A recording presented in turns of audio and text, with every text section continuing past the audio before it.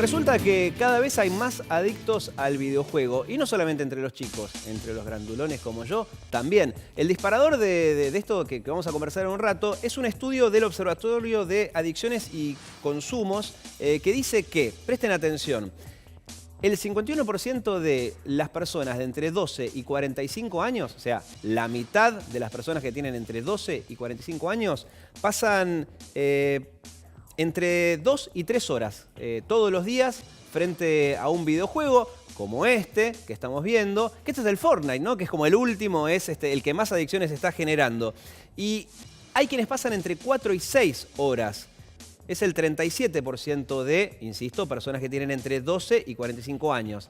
Este es un estudio reciente del Observatorio de Adicciones y Consumos Problemáticos, pero no es el primer estudio que se hace en este sentido. De hecho, en mis manos tengo un libro, un cuaderno llamado Cuando el juego se convierte en un problema. Fíjense, aquí lo tengo. Que dice hábitos de juego asociado a nuevas tecnologías entre adolescentes de escuela media, es decir, básicamente el secundario, en la ciudad de Buenos Aires. Es un estudio del año 2012. De hecho, su autora, o mejor dicho, quien lleva adelante la dirección de esto, es Verónica Mora Dubuc, que está aquí con nosotros. Gracias, Verónica, por este tiempo. Gracias a ustedes por el espacio. Ya veían venir este problema, ¿no? Sí, en realidad hace años que estamos tratando de observar el comportamiento que tienen los jóvenes y los no tan jóvenes en relación al uso de las nuevas tecnologías, en particular con los juegos, porque en realidad el juego patológico que estaba vinculado a los juegos de azar, a la apuesta y al dinero, ya hacía muchos años, desde los años 90, está identificado como un problema de salud, e en algunos casos como un problema de salud pública por el sufrimiento personal y social que provoca. Perdón, por ahí decís de que eran los juegos que tienen... los juegos de apuesta que conocíamos, apuestas. el casino, los burros, esto que Eso. hacía sufrir a la familia. Entonces el jugador patológico, muchas veces estigmatizado, sí estaba identificado como un problema de salud, y en los manuales de patología decía, este señor es un enfermo.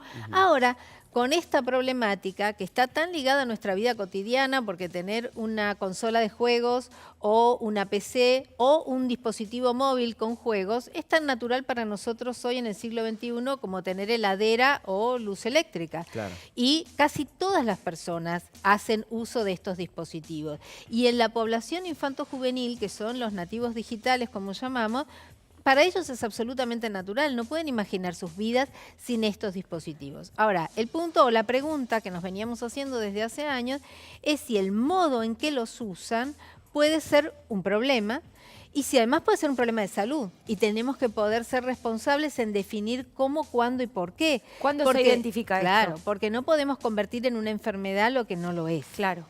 ¿Y cuándo un padre tiene que tener el nivel de alerta como para pensar que ya no es normal que el niño pase tantas horas frente a una pantalla? Bueno, esto es una cosa muy importante porque nos va a permitir definir exactamente si es una adicción o no, porque no se trata de que el juego sea adictivo. El juego se puede poner de moda como cualquier otra cosa y ser un producto de marketing que se vende mucho y entonces está mucho en el mercado. Pero si es una adicción, debe cumplir con ciertos criterios y tiene que alterar el modo de vida y los hábitos de la persona. En este estudio que vos hacías referencia, nosotros no fuimos a buscar adictos, fuimos a ver modos de uso. Y lo que sí nos llamó la atención es que hay dos variables que cuando se combinan colocan a la persona que usa en una situación de riesgo. Las variables son tiempo e intensidad. Las personas que juegan todos los días y que juegan más de 4 horas por día, son personas que tienen un hábito intensivo de juego. Y cuando combinan las dos variables, nosotros decimos que están en riesgo. Pero no es caprichoso esto. ¿Por qué decimos que están en riesgo? Porque fuimos a medir una cantidad de reacciones que ellos tienen en relación no solamente al tiempo, sino a cómo dedican ese tiempo, o sea, qué otras actividades han desplazado para usar el tiempo que usan para jugar, cómo se sienten afectivamente. Claro, porque si le dedican 4 horas por día, que dejan de hacer otras cosas. Dejan de hacer otras cosas, al trabajo, a la familia. Rinden menos en su trabajo, en su escuela, se llevan peor con sus amigos y con sus padres, tienen una baja autoestima, dicen que no pueden controlar su juego y además dicen que cuando alguien les quita el juego se sienten mal, irritables y de mal humor. Y esas variables aparecen estadísticamente, significativamente, mucho más que en los que juegan menos horas o con menos frecuencia. Ahora, Verónica, me llamó la atención la vara puesta en las 4 horas diarias. Eso es Pensé que quizás con 3 horas diarias también ya era mucho, que es mucho, pero entiendo que estamos hablando de cuando algo pasa a nivel adicción. Pero, insisto, pensé que era un poco más... Pero no es un problema de la cantidad de horas, que fue un estándar que nosotros utilizamos, que resulta, digamos, de la evaluación promedio, incluso de otros elementos en uso en la vida cotidiana, como el televisor, que tiene muchas veces mucho más consumo de horas en nuestra vida cotidiana. A veces la gente lo tiene prendido y ni siquiera lo escucha, pero la verdad es que tiene una presencia de encendido de muchísimas más horas. Y esto hace muchísimos años. En realidad, eso es un parámetro estandarizable, digamos, no es una cuestión que 3 horas 55 no es nada, 4 horas 5 es un montón. Exactamente. Y también tomo lo que vos recién decías, que no es solamente la cantidad, es cuando tantas horas frente a un videojuego hace que, y esta es la parte importante, dejes de prestarle atención a otras cosas, familia, trabajo. Pero igual 4 horas me parecía mucho. Y lo que me llama la atención es que en la gente adulta, que normalmente tiene que estar trabajando, 4 horas a lo mejor se la quitan al sueño. Y eso empieza con otro tipo de alteraciones. Otro tipo de alteraciones. Una de las cuestiones que nosotros definíamos en ese trabajo es que, porque la población infanto-juvenil sería en realidad, son adolescentes de escuelas medias que presentaban esta doble asociación de las dos variables, llegaba casi al 14% de la población escolarizada de la ciudad. Esto implicaba que teníamos 14% de la población en una situación de riesgo.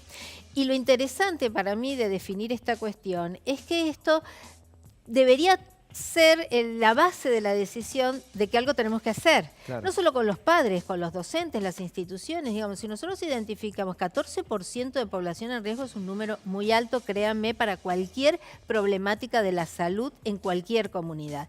Nosotros deberíamos tener estrategias de intervención precoz sobre esta población que ya tiene sintomatología y que además está ahí en nuestras escuelas, a cargo de nuestros docentes, a cargo de nuestras autoridades y bajo la responsabilidad de estos padres, que por ahí sería muy bueno que tengan esta información y estén sensibilizados con esta problemática. Yo veo que en el informe que han hecho bajo tu coordinación, lo dividen entre sexo, grupos de edad, etcétera, qué es lo que les provoca, está todo muy detallado. ¿Qué es lo que más les llama la atención? No sé si es el grupo de edades. A mí, por ejemplo, me llamó la atención que los adultos estén cada vez más metidos, que para colmo somos los que tenemos que tratar de que los chicos no se conviertan en adictos, ¿no? Bueno, hay dos cosas que son interesantes ahí. Una es que hay una brecha por sexo. No juegan igual los hombres que las mujeres. Esto es bastante interesante. Las mujeres se aburren de los juegos, los hombres no. Y frente a la reacción o mejor dicho, frente a la sensación de hambre, frío, sueño, los hombres resisten y siguen jugando y las mujeres van a comer, dormir, buscar. Digamos, tienen patrones de comportamiento diferentes, lo cual es interesante para estudiar. No dice nada a priori, pero es una cuestión interesante. Y lo otro es la cuestión del uso del tiempo libre.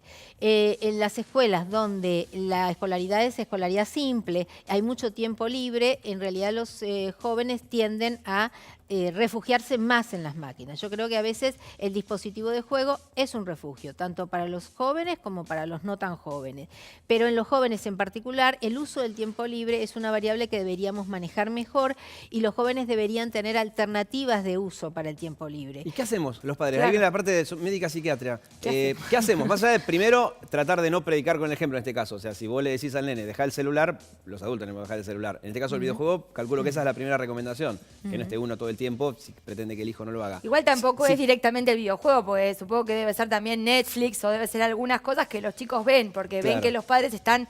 Está bien esa pregunta. ¿Cómo haces para vos tampoco correrte de la vida que haces para que el otro no te vea que estás haciendo un mal ejemplo? Eso, entonces, tips queremos. Claro, tips. Sí, a ver, no hay reglas, pero sí yo creo que alternativas, digamos. Hay espacios que uno debería fomentar, el del deporte, el de la socialización. Los chicos son muy atraídos, por ejemplo, por los espacios musicales. deportes, la música es uno de los factores que más posibilidad tiene de efectivamente proponer una alternativa viable para los chicos. Los chicos van a elegir si tienen... Ahora, tenemos que lograr que los deportes, la música, la recreación, esas actividades sean accesibles, sean seguras, las puedan pagar, las tengan cerca, tengan alguien que los pueda acompañar o que puedan llegar de alguna manera solos, digamos, porque todo esto tiene que ver con los problemas de la vida urbana. Volver a los juegos de mesa, ¿no?